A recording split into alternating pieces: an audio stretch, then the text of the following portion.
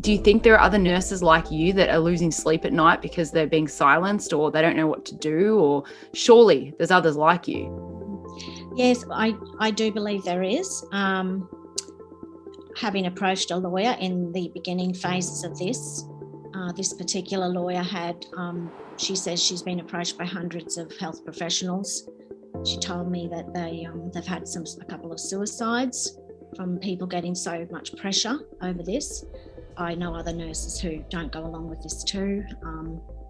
It's an interesting thing when you get into conversations with people. You quickly find out where they stand, and I've been quite bold. I've been quite vocal because to me this is about public health more than anything. I mean, I'm not doing this because I want to be on a news feed this is really uncomfortable and difficult, but to me this is about just speaking out and giving other people the courage also to speak out and question it all. This is Monica from RDA Media. Australia has been waiting a really long time for registered nurses to speak up. We all know something isn't right, and we all know there are thousands of nurses in the system right now that are struggling to stay silent, but they are being silenced by APRA, by the doctors, and by many other forces.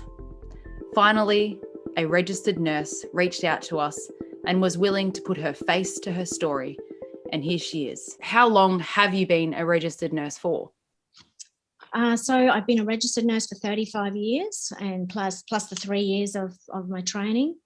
February 2020, COVID starts, and then, things go a bit crazy. People get locked down. What? Tell me a little bit about your journey from February 2020. Look, I just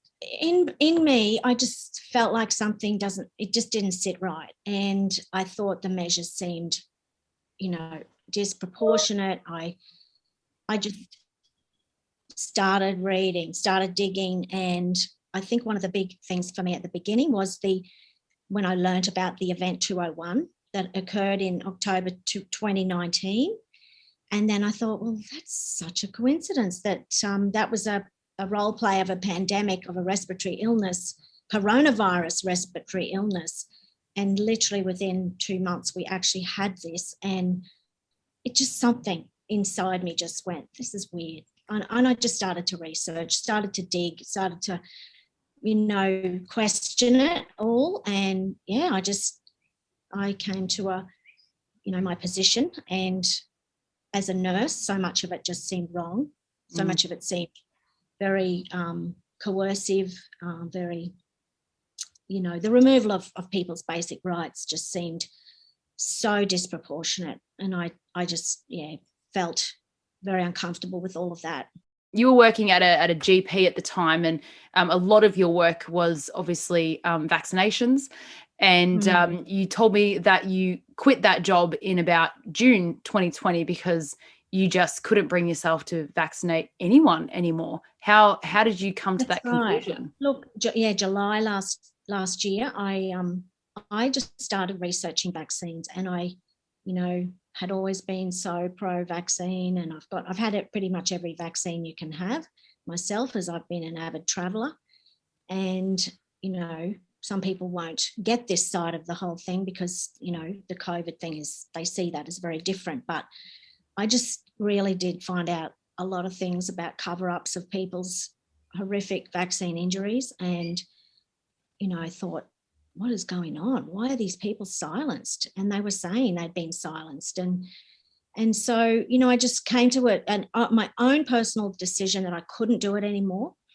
I mean, there was plenty of jobs you can still do as a nurse that don't involve that. So I resigned from that role with a very, a real peace in my heart about it, but continued to look into it all. But the COVID rollout I knew was coming. That was a huge part of my decision, knowing that, and I didn't know how quick that was going to happen, but I knew that was coming. So I just thought, no, I'm getting out before I have to give a vaccine. I am completely against, and there's no long-term studies even possible on it. They were pushing it through so fast. No one was allowed to have other opinions. Yeah, so you were actually, quote unquote, pro-vaccine. before, before the start of 2020. And you must have had quite a journey going through all of this. It must be really difficult because of all the study that you did and all everyone around you is pro-vaccine. How did you manage that?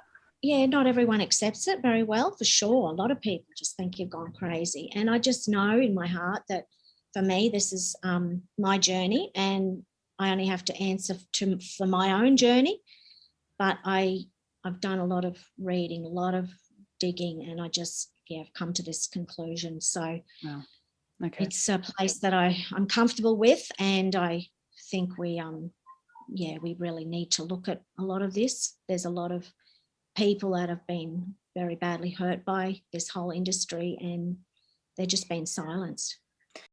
So you left your job at the GP and you still did casual work at the local hospital, and you started voicing your opinions about COVID, vaccines, the lockdowns, the draconian measures, all that sort of stuff on your personal Facebook page. You also commented on a few health websites and things like that. And what happened after that? So because I've been a nurse, you get lots of ads for nurses on your Facebook feed, and there was one that came up from South Australian Health. I'm pretty sure this is the person that dobbed me in, but someone did that because I'd made a comment on one of those sites regarding the fact I'm a registered nurse and I will not be giving this vaccine, I will not be taking this vaccine for COVID. And so this person, went and looked at my profile, saw that I'd made some posts on the COVID situation. And look, at the time, I suppose the thing compelling me was public health, that people be given alternative views, alternative information, because the media I'd been seeing the censorship. You'd see something, come up online, the next minute it's gone. The censorship was amazing to me. And I just thought, this is such a red flag. We have to ask the question, why is this happening? So, I was threatened then by APRA, my professional body, that this person, I'm pretty sure this was this particular person who said, consider yourself reported to APRA. So I was expecting that. And, but to this day, I feel this has been more important for me, is that to give people the truth, the other side, the other stories that they're not hearing. And so I made the decision to deregister as a nurse after 38 years. It wasn't an easy decision, but I just know for me it was the right one, because I want to still be able to have a voice, and I will continue to speak out and share the stories that are happening around the world of people who are being damaged by this product and who are being silenced, the studies that are coming in, the many issues this is leading to. The passport, I'm very, very concerned what that's going to lead to. Even if you hadn't deregistered yourself, it would have been a bureaucratic nightmare with lots of paperwork back and forth and et cetera, and you probably would have been deregistered by them anyway after all that effort. Well, I know, when they approached me asking me to write a submission, and I had to jump through some hoops and basically, I suppose, say, I won't speak about this again. I felt that I wouldn't be able to not speak about it again. And so I just thought, I can't do that. I can't promise. I'm not going to lie. I would have been lying, and I would have been literally just probably prolonging what would have happened anyway. So I just, I came to that place where I knew I had to step down. It's huge. It's so the conditions would have been that you wouldn't be able to speak your truth. That would have been the conditions. Yeah, well, not on Facebook, but certainly probably in a nursing setting as well. I'm not going to work under those conditions. So I just don't agree with what's going on all around us. I think we've entered into a kind of madness, and to me, the public health effects of what's going on are far worse than something that for most people is asymptomatic or a bit of a cold. I've been really upset by the fact that my profession has not, the health profession in general has not been talking about stay healthy, lose weight, stop smoking, anything health related about this at all. It's been like the biggest elephant in the room. Like, why are we pushing everyone towards this product with no other discussions? I mean, normally, if they actually care about us, we would have been having those discussions, but I haven't been hearing them. So, well, that brings me to my next question. You know, you are in the lunchrooms at the hospitals and at the doctors, and you hear them talking. I mean, surely talking about common sense, they must realize that, you know, it's not as deadly as they're making it out to be. Do you think there are other nurses like you that are losing sleep at night because they're being silenced, or they don't know what to do? Or surely there's others like you. Yes, I do believe there is. Having approached a lawyer in the beginning phases of this particular lawyer had, she says she's been approached by hundreds of health professionals. She told me that they've had a couple of suicides from people getting so much pressure over this. And yes, I believe there is. I know other nurses who don't go along with this too. It's an interesting thing when you get into conversations with people, you quickly find out where they stand. And I've been quite bold, I've been quite vocal, because to me, this is about public health more than anything. I mean, I'm not doing this because I want to be, on a news feed, or this is really uncomfortable and difficult, but to me, this is about just speaking out and giving other people the courage also to speak out and question it all.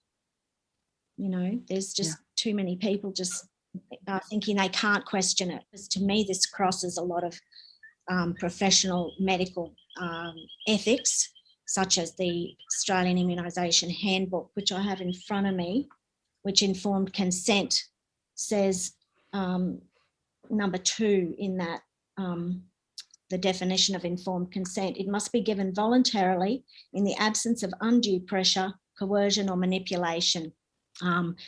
This is a huge medical experiment too, that is a worldwide experiment with medications that have not even finished their testing period.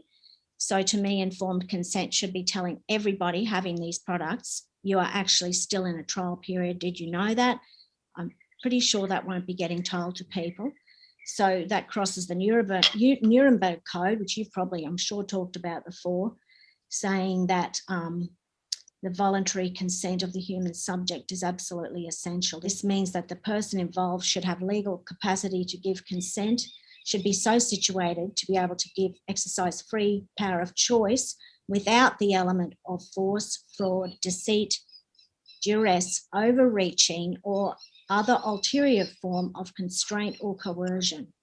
It's also against the Universal Declaration of Bioethics and Human Rights, which states that any preventive, diagnostic and therapeutic medical intervention is only to be carried out with the prior, free and informed consent of the person concerned based on adequate information. To me, we can't be giving people adequate information on products that have no long-term safety studies done. That's not even been possible. We also have to question the coercion that's been given out in the form of incentives. Yeah. Even our own Professor Paul Kelly has talked about the government considering as many incentives as we can, even things like discounts, merchandise and cash, as in his words, saying that all options are potentially on the table. I mean, when have we ever seen this happen in our human history, to take a medication, to take a medical product, to have a procedure?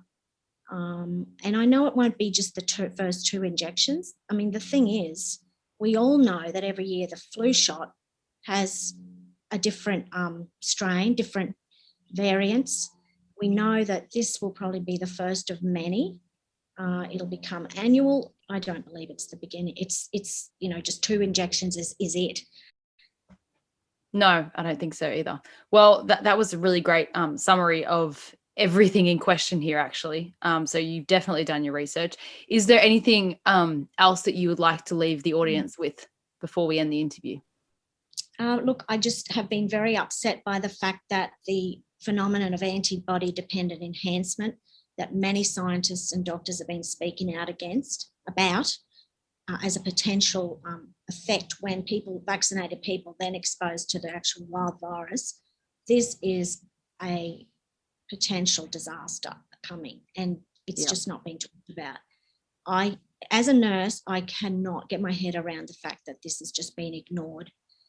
I just see a lot of strife down the track, and I'm pretty sure it'll be blamed on COVID, which will perpetuate the fear. And, you know, it's like I said, we've just descended into a madness.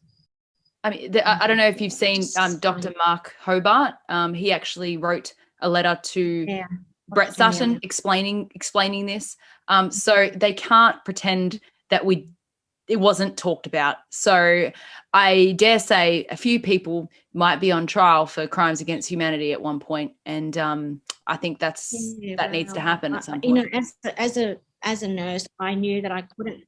I had to make a decision, but I knew I couldn't be a person giving a vaccine that potentially could backfire on that person, and I had to withdraw from that role. So, you know, look, financially, it's an imposition on my life, but I would rather have a good conscience, sleep well at night, and know that I've spoken truth.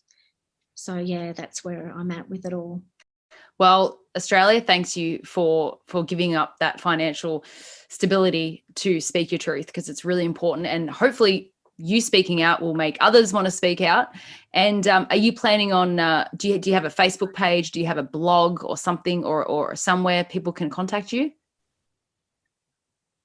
Yeah, my Facebook page. Lynda with a Y, Lynda, Lang with an E on the end. I'm sharing. I'm going to keep sharing. I'm going to keep talking about it. This is in our face every single day. We're all sick to death of it. But you know, if we don't present the non-mainstream media side of it, well, people are just going to have one idea and one idea only. They're just all going to line up and have their shots. And you know, look, anyone in my view, it's a person's individual decision to have that, but it's not their right to make me have it or to prevent me from having freedom because I choose not to have it. That crosses all, you know, really legal and ethical boundaries for me. So, but the key factor is that choice should be made with informed consent, and that's the real problem. So even I'm pro-choice, obviously, for people, but do they really know? I don't think they do. So they don't, and people just don't. Maybe they're sick of hearing about it too, and don't want to look, or they don't know where to look. They just but they're also. I think this is very divisive in families and amongst friends as well. I'm seeing that too. So look, I might lose some friends over it. That's possibly my journey, but I just know I have to share what I truly believe for the sake of public health. Yeah, because I probably will always have a heart of a nurse, and I want to see people healthy and well and thriving and mentally healthy, and this is not doing that. No. Well, thank you so much for your time, and I'm sure you'll get lots of contacts, and hopefully some other nurses can contact you for advice, and you guys can help each other out. But thank you so much for speaking out, and we'll be in touch.